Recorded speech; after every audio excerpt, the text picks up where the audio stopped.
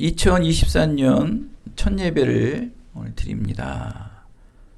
이맘때가 되면 우리는 지난 해를 돌아보면서 새해는 어떻게 살아갈까 하는 계획이나 다짐을 누구나 다 하게 됩니다. 아마도 많은 분들이 지금까지 그렇게 매해마다 새해가 시작되는 매해마다 그랬고 또 앞으로도 그렇게 새해가 시작되면 살 겁니다. 그런 의미에서 보면은 하나님께서 새해를 매년마다 사람들에게 허락하시는 이유가 사람들이 그나마 새로워질 수 있는 원점으로 다시 리셋하는 마음으로 새해를 또다시 시작하라는 마음을 주신 것 같아요. 그것이 또 하나님의 또 구원의 기회이고 또 하나님의 용서와 자비하시인 것인 것 같아요. 그래서 새해에도 혹시 구원받지 못한 자들이 있다면 또 내가 하나님 앞에 온전히 살아가지 못한 것이 있다면 또다시 새해를 맞이해서 새 출발을 시작함을 통해서 리셋하는 마음으로 하나님의 구원의 기회다. 또 하나님의 뜻을 이루는 용서고 자비하심이다. 라는 마음을 가지시고 매 새해를 맞이하시는 것이 저와 여러분들의 새해 다짐하는 마음이 아닐까라고 여러분들에게 말씀을 드립니다. 이 새해 무엇을 할까? 또 무엇을 입을까? 무엇을 할까 걱정하지 마시고 염려하지 마시고 또 그거를 또 위에서 바라보지 마시고 하나님께서 구원의 기회를 놓친 게 무엇인가? 또 하나님의 뜻을 놓친 게 무엇인가? 하나님께서는 그래도 이렇게 새로운 리셋하시는 용서와 자비를 베풀어 주심 앞에 감사한 마음으로 2023년도도 펼쳐나가시는 여러분이 되실 때 하나님께서는 놀라운 일들을 열어주게 되실 것을 예수 그리스도의 이름으로 축원드리겠습니다. 노년이 되어 인생을 정리하는 한 그리스도인의 지난 삶을 저는 종종 듣게 됩니다.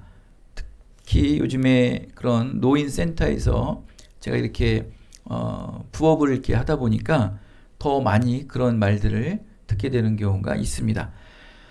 80년, 90년을 산 어르신들의 긴 인생 삶을 들어보면 정말 보통 강심장이 아니고서는 들을 수가 없어요. 얼마나 고된 삶의 이야기고 얼마나 고통스러운 삶의 이야기인지는 정말 들을 때마다 가슴이 아프고 코끝이 찡할 때가 한두 번이 아닙니다. 어느 날은 그럽니다. 지금 그분이 치매가 걸려가지고 있는데 근데 예전 거는 다 기억을 하지 않습니까? 제가 가서 이제 너무 늦게 나와서 이분을 좀 모시러 나갔는데 안방을 들어더니 갑자기 그래요.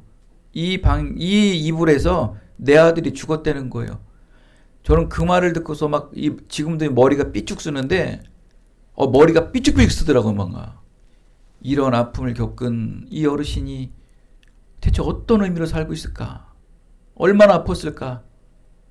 그러면서도 이 치매에 걸린 것 때문에 이 감정은 모르고 그냥 예전에 자식이 죽었다는 그분 이 자리에서 자기 자식이 죽었다면서 나한테 막 몇 번을 반복돼서 얘기를 하더라고요. 가슴이 아프더라고요. 또 남편이 바람 피워가지고 이혼해달라고 조르는 남편, 또 시어머니의 고난과 역경 때문에 막 부부가 잠을 자고 있는데 시어머니가 그 문 앞에서 이불을 깔아놓고 자면서 그렇게 회방하고 방해하고 그런 고통과 아픔 속에 살아갔던 또 시누이들의 고통, 또 남편의 죽음, 자녀에게 죽음, 수모와 고통의 그 틈에서 살아온 그 인생의 삶들을 구구장창 들어보면 풀 스토리는 듣지 않고 중간중간에 우리가 말하는 짤방처럼 한 부분만 들었지만 그것만 들어도 그렇게 마음이 아프고 눈물이 핑 돌 지경입니다. 이것처럼 우리 주변에 말을 하지 않아서 그렇지 이런저런 가족 문제로 캄캄하고 긴 터널을 지나가는 분들이 정말 무지수로 많다는 거예요.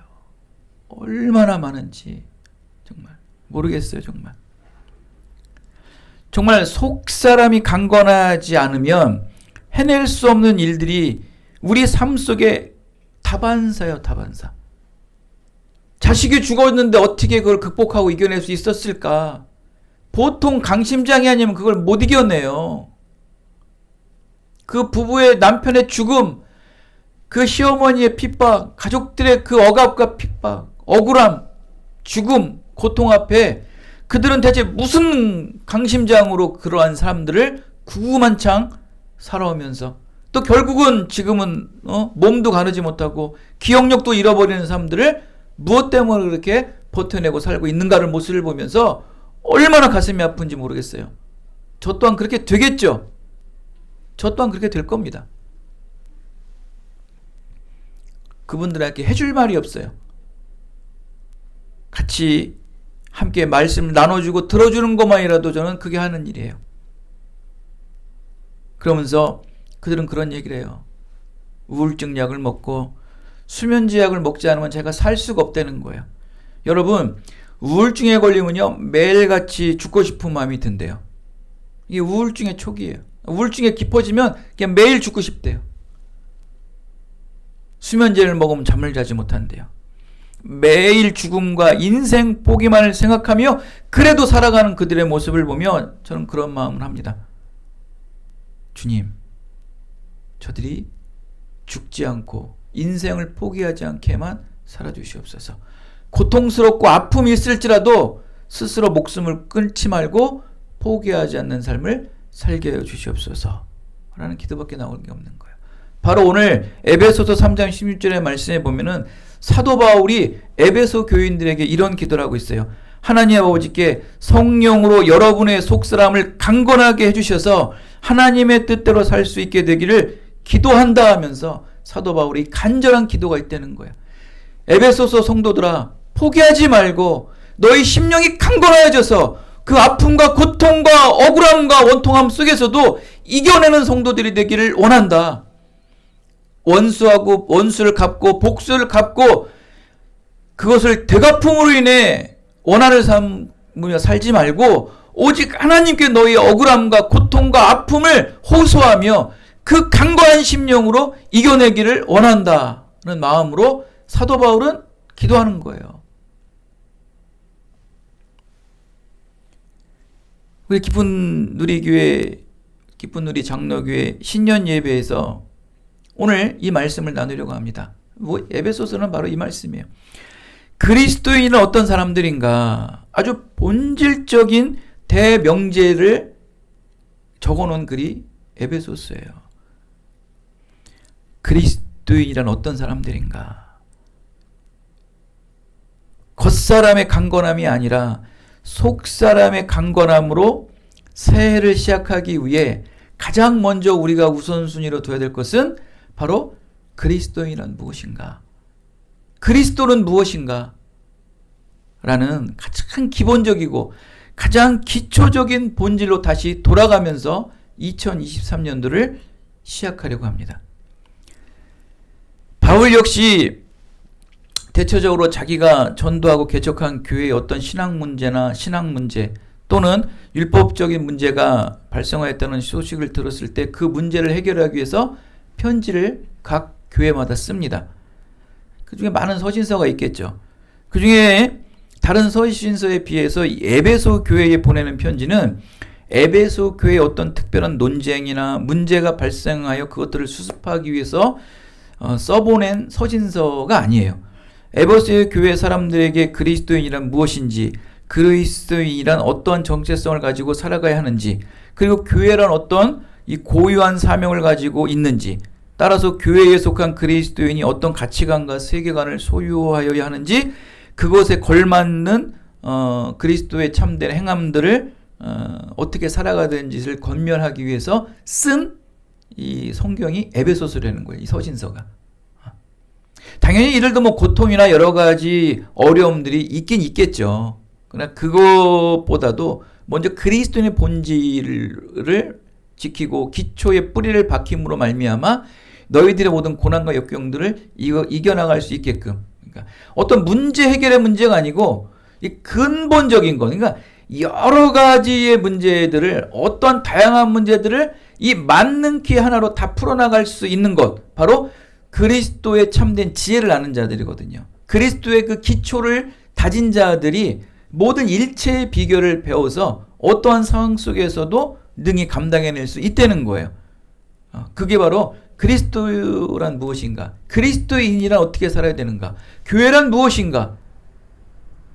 너무나 당연한 기본적인 본질이지만 다시 이 기본적인 본질을 다짐을 통해서 우리의 2023년도를 시작하려고 하는 거예요. 사도 바울과 같이.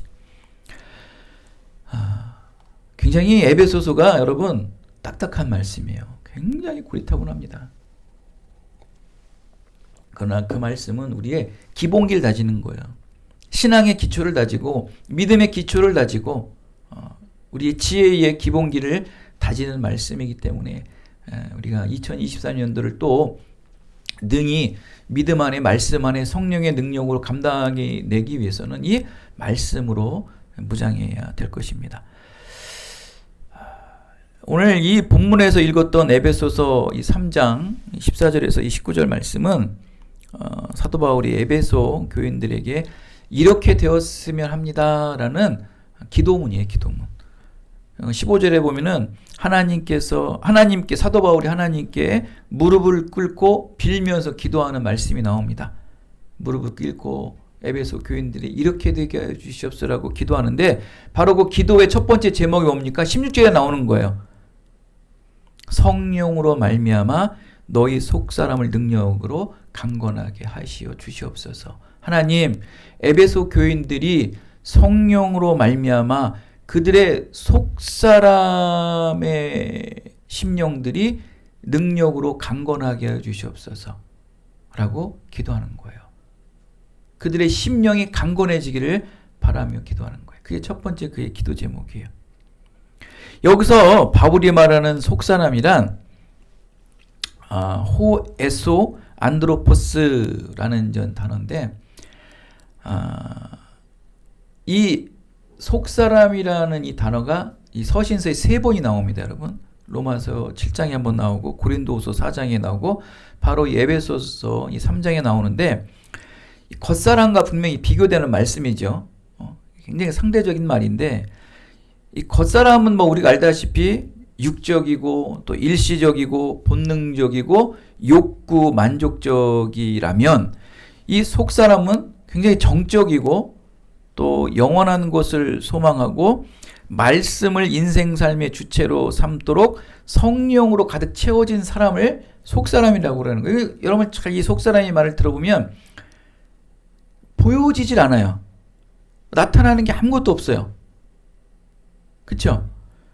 정적이고 또 영원한 것을 소망하고 보이지 않는 말씀을 인생 삶의 주체로 삼고 또 성령으로 가득 채워진 사람이라는 거예요.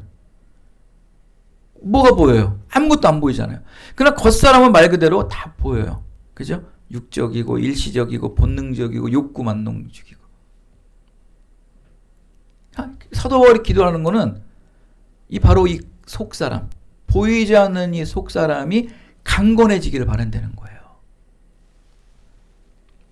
근데 여러분 이 단어는요, 누가복음서 1장 80절과 2장 40절에 보면은 예수님이 어린 시절의 말씀에서 나와요. 아이가 자라나면서 심령이 강건하여지며, 또 누가복음 2장 40절에는 아이가 자라며 강건하여지고 지혜가 충만하여더라. 그러니까 예수님도 인간의 육신의 몸으로 오셔서 그가 자라나잖아요. 그죠? 자라나면서 강건해졌다는데 여기서 보면은 뭐 몸과 뭐 여러 가지 신체적인 것도 자라났지만 오늘 이 누가복음서 2장에 보면은 지혜가 충만했다는 거예요. 아이가 자라며 강건해지고 그가 강건해졌던 게 어떤 게 강건해졌냐면은 지혜가 충만하여졌더라. 사도 바울이 말하는 것도 바로 그거예요. 너희가 강건해지는 것은 성령으로 말미암아 너희 지혜가 충만하길 바란다. 바로 예수 그리스도를 아는 지혜가 충만하기를 바란다. 그것이 강건함의 본질이라는 거예요. 에베소 교회들이, 아니 우리 기쁜 누리 장로교회 성도들이, 아니 이 땅의 모든 그리스도인들이 바로 예수 그리스도라는 지혜가 충만하기를 바라는 거예요. 예수 그리스도라는 지혜와 총명함이 충만하기를 바라는 거예요. 그게 바로 사도 바울의 기도고 예수님의 기도였던 거예요. 그렇다면 이 신령한 축복의 말씀과 성령의 능력으로 지혜와 총명함을 공급받아 늘 강건한 삶을 살아가게 되면 어떤 결과가 드러날까요? 자, 그렇게 됐어요. 기도와 같이 성령의 충만함으로 심령의 강건함이 이게 됐어요. 그래서 예수 그리스도라는 지혜와 총명함이 정말 충만하게 됐어요.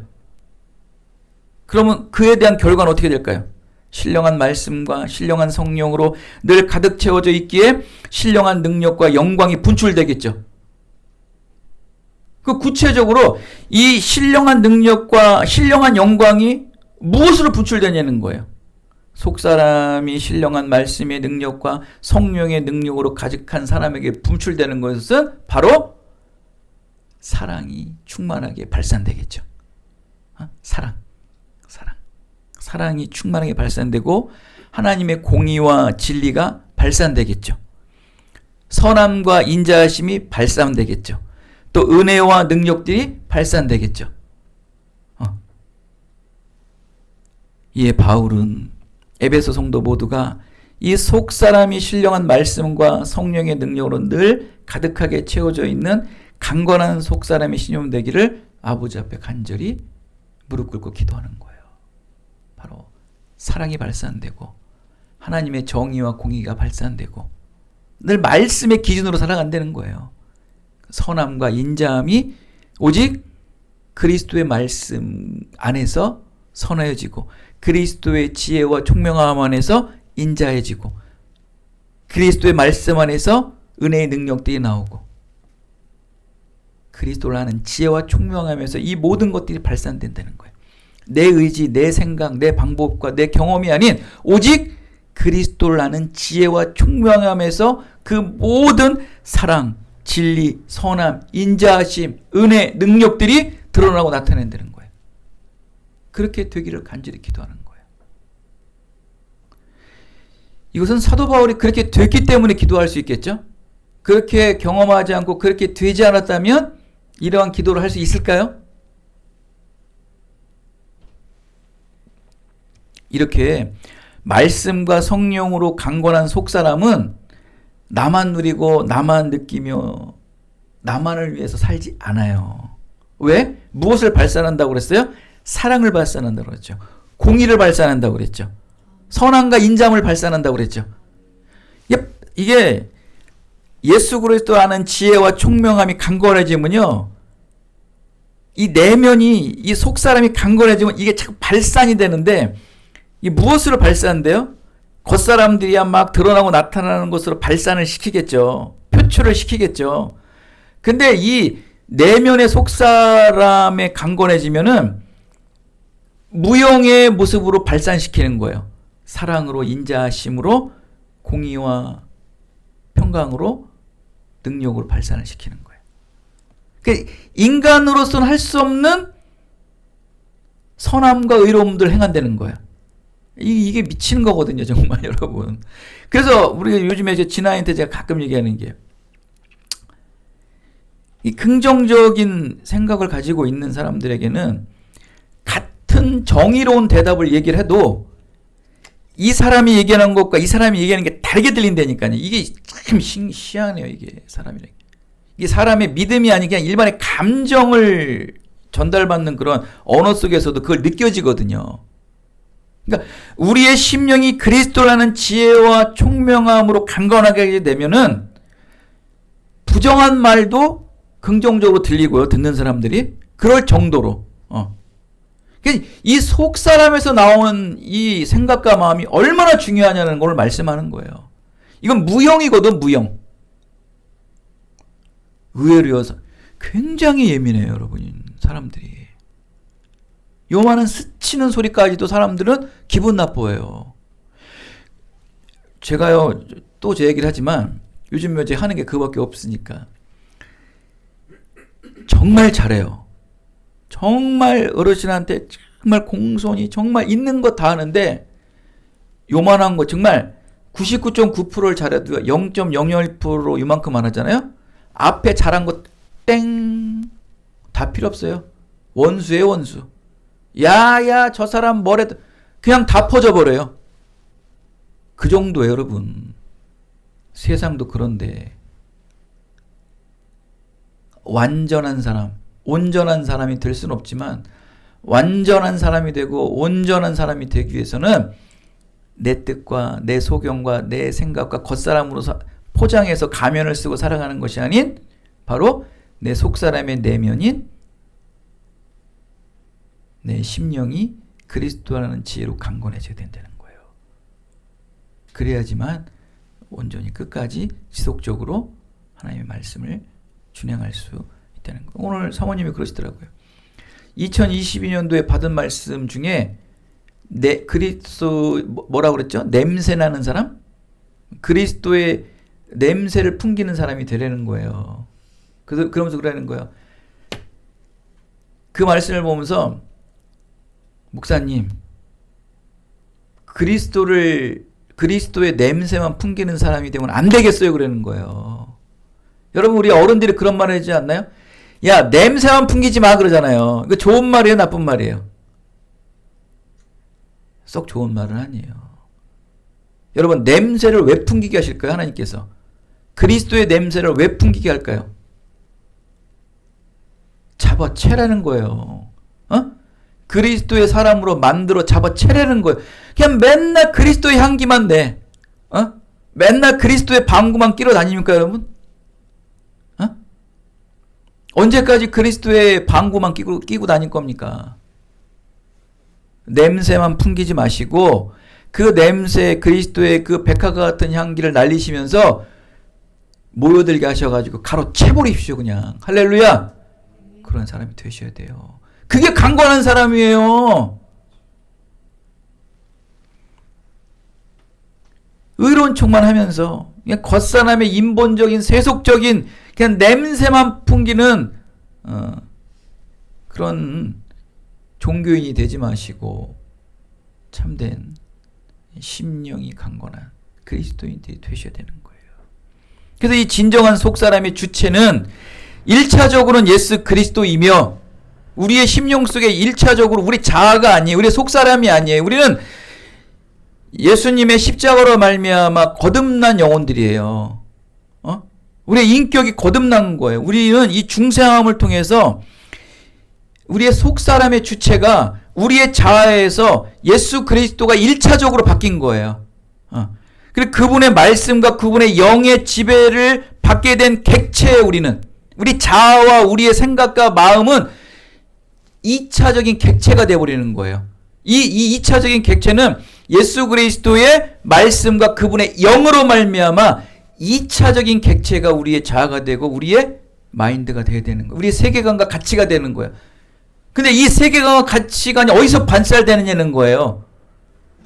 바로 예수 그리스도로 말미암아. 1차적인 우리의 심령의 주체는 누구다? 예수 그리스도. 할렐루야. 그 심령으로 그냥 우리의 이 인간의 심장에서 그리스도의 심장으로 바꾸는 거예요. 그리스도의 심장이 우리의 피를 쭉쭉 뽑는 거죠. 말씀과 그분의 영의 지배를 받게 되는 것은 객체다. 그러니까 내 자신과 인격은 2차적 속사람이다. 그럼 1차적 속사람은 누구다? 바로 예수 그리스도. 이게 이 주체를 잊어버리면 안 돼요, 여러분. 어디서 우리의 이 선함과 의로움이 발산되는가? 이건 반드시 찾아야 돼요. 제가 그랬죠. 독일의 그 헬무트 그 목회자는 뭐라고 그랬어요, 제가? 이 선함이라는 시험에 든 자들은요, 이 시험을 벗어날 수가 없대요. 그리스도인이요, 그리스도인의 예수 그리스도의 선함, 예수 그리스도의 십자가의 사랑, 예수 그리스도의 그 지혜의 충만함으로 말미암은 그 공의와 사랑과 선함이 드러나야 되는데 그 그리스도인이라는 그냥 이 착함과 선함이라는 이 가면에 써버리잖아요. 그러면 그 시험에서 벗어나질 못한대요. 불가능할 정도로 얘기를 하더라고요. 불가능하대요. 그 선함과 그리스도의 선함은 여러분 분명히 1차적인 주체와 2차적인 객체에 대한 분별을 확실히 하셔야 되는, 어디서 분출되는가, 그 선함의 주체가 어딘가. 굉장히 근본적인 말씀이에요. 여러분 안에 속사람으로 거하시는 예수님의 지혜와 총명함이 여러분 자신의 소경과 생각과 경험을 지배할 수 있도록 더 강건하시도록 기도하셔야 되는 거예요. 그래야지만 그분의 말씀이신 지혜와 총명함과 성령의 능력이 우리의 삶을 온전히 지배하고 통치하게 된다는 것입니다. 그렇게 그리스도가 임재하는, 그리스도가 우리의 심령을 1차적으로 지배하는 2023년도가 되기를 여러분 소원합니다. 그러한 새해를 여러분 사셔야 돼요. 내 영혼의 지배자가 되어야 된다는 거예요. 그렇다면 어떻게 하여야 그리스도가 내 안에서 나를 강건하게 지배할 수 있을까? 그게 바로 16절 17절에 나오는 말씀이에요. 예수 그리스도가 내 안에서 강건해지기 위해서는 예수님이 내 안에 일시적으로 잠시적으로 머무르는 건 곤란해. 그거는 여러분 강건한 게 아니에요. 우리 뭐 영화를 보거나 뭐 드라마 같은 걸 보면은 뭐 어떤 뭐 신비적인 뭐 약을 먹던 어떤 뭐 기이한 현상을 통해서 일시적으로 강건해지지 않습니까? 여러분 두 얼굴 가진 사나이 헐크 같은 뭐 이 사람 존재를 보십시오. 그냥 일시적으로만 그냥 강하잖아요. 그죠? 그런 일시적인 그런 강건함이 아니라는 거예요. 그래서 바울은 여기서 이 16절에 아주 굉장히 그 강력한 단어를 하나 씁니다. 바로 계시게 하라. 그 예수님의 심령의 강건한 마음을 계시게 하라. 일시적으로만 있는 게 존재케 하는 게 아니고 지속적으로 영원적으로 계시게 하라라고 이 16절에 말씀을 하고 있어요. 17절에 믿음으로 말미암아 그리스도께서 너희 마음에 계시게 하시옵고, 계시게 하라는 거예요. 늘 존재하라는 거예요. 이 땅에 살아가는 날 동안 천국에 올라가는 그날까지 예수님의 심령의 마음이 우리 속에 강건하게 계시게 하라는 거예요. 아주 그냥 강건하게 말하는 거예요. 굉장히 강력한 말씀이에요. 이 말씀은 뭐냐면요, 머물게 하라는 뜻입니다. 영원히 그곳에 처소를 마련하도록 하려는 거예요. 영원토록 너희 심령 속에 그리스도의 심령이 머물게 하는 거예요. 그러니까 늘 강건하게 있으라는 거예요.